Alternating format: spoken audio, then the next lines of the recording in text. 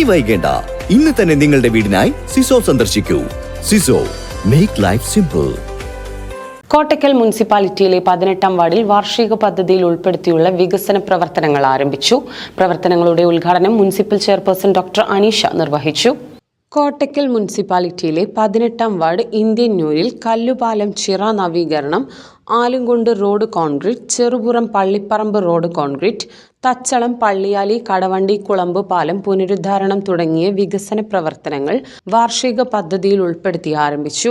പ്രവർത്തനങ്ങളുടെ ഉദ്ഘാടനം municipal chairperson doctor Haneesha നിർവഹിച്ചു. വാർഡ് കൗൺസിലർ സുഫൈറ സാഹു അധ്യക്ഷത വഹിച്ചു.